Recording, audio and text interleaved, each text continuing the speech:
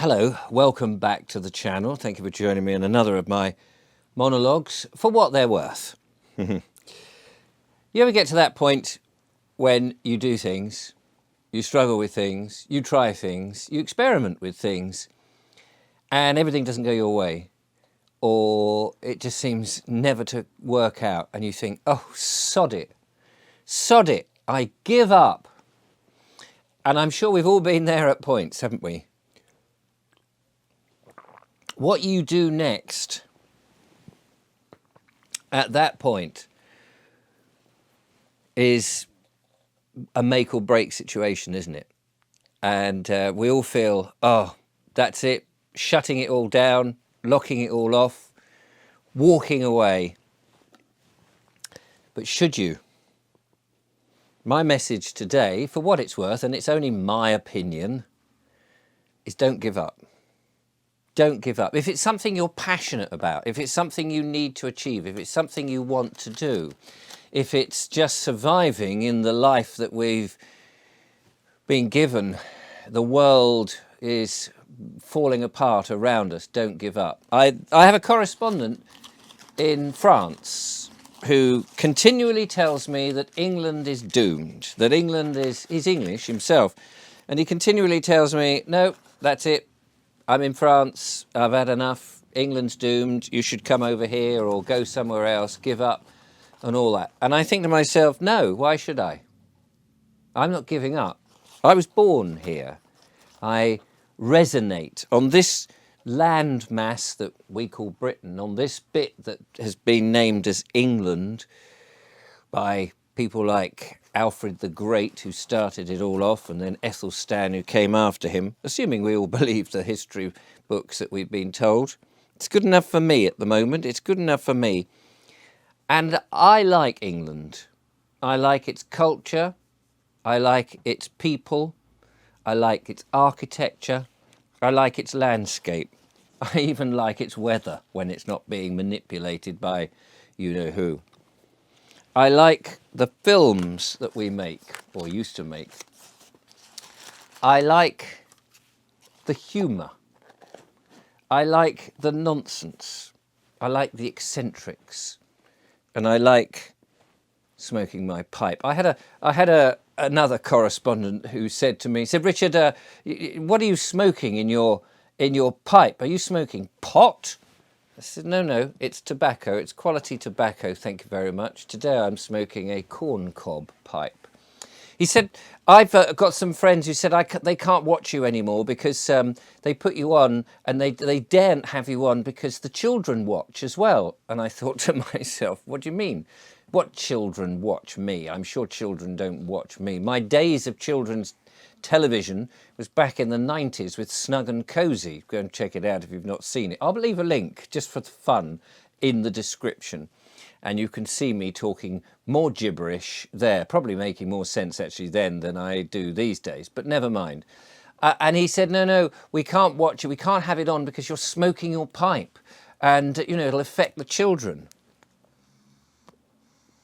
I thought, my God, what kind of society have we got in which a man, relatively harmless man, with a few nutty ideas, sitting in a chair in various parts of his house, smoking his pipe, is suddenly incredibly dangerous.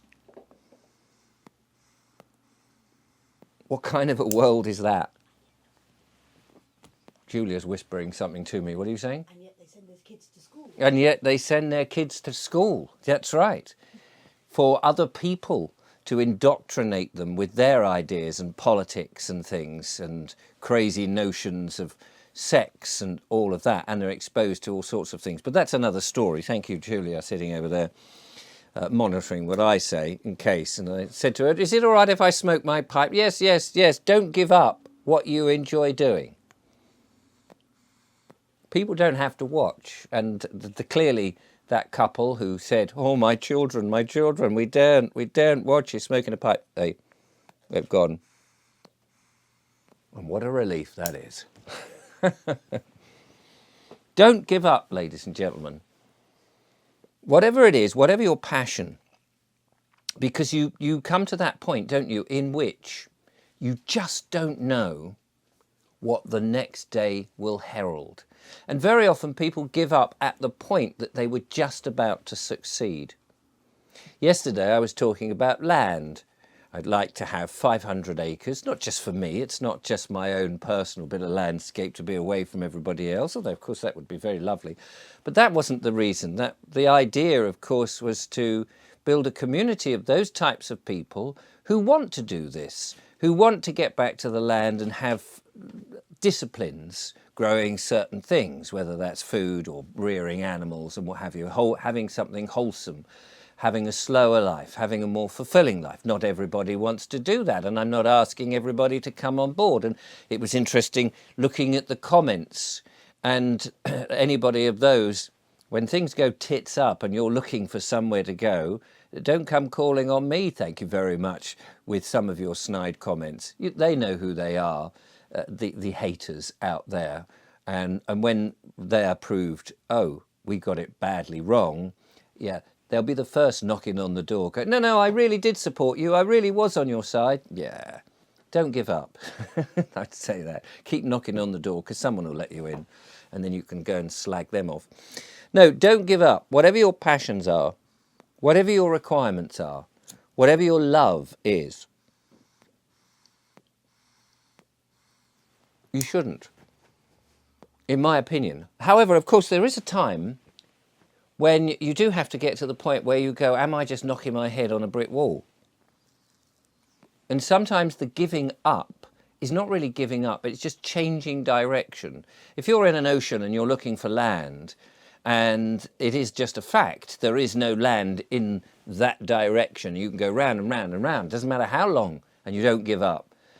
You do sometimes need to reassess. So I'm not saying don't reassess and don't pointlessly carry on. But I think, and again, it's just my, if you find all of this a bit stupid, that nobody has to watch it.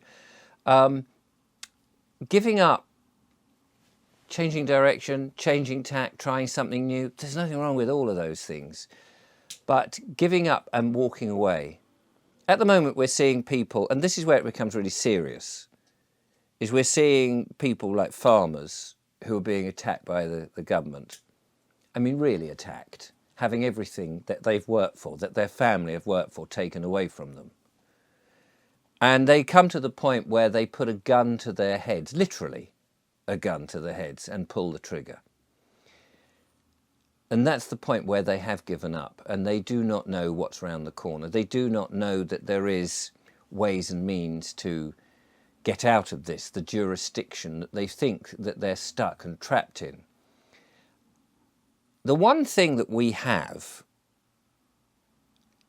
the one thing that the McNasties of this world can never get, even though we're being told that they can, and I get told this quite a lot, they're after our souls, they're coming for our souls.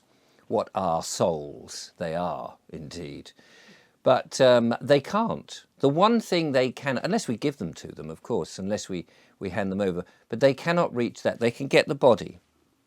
They can kill us off as physical things. And they know that. That's the easy bit. Why have they not already? They have the power just to eradicate all human life on this planet. But it's not that really that they want, is it? They want our souls. They want our energy. They want our low vibrations. I think they call it louche or something. But it's claimed that this is a war to capture the souls. The one thing they can't get is your soul. They know that, and you should know that. A lot of people are worried about death. You shouldn't be worried about death, because death, there is no such thing as death. Yes, there's such thing as the body can be decrepit and fall apart and stop working and turn back to ash. But in my humble opinion, and what they don't want you to know, which is why we run in fear all the time, is that once it's done, it's done. But I think we're more like an ongoing computer game where you respawn. That it's whack-a-mole. They can whack you here, but you'll pop up over there. Your spirit, your soul, your essence does not die. And they don't want you to know that. Hell and damnation, they say, don't they, in the Bible. Hell and damnation from the pulpit. Hell and damnation on the evil box in the corner. That's what they keep telling us. But I don't think that's true. And that's why we shouldn't give up. Because good times are just around the corner. And let's not give up. Let's not give up on the old country. Let's not give up on our friends. Let's not give up on love. Let us excel. Thank you very much for listening if you did. I shall now quietly smoke my pipe, if I can light it, and stuff those who don't like it. Take care.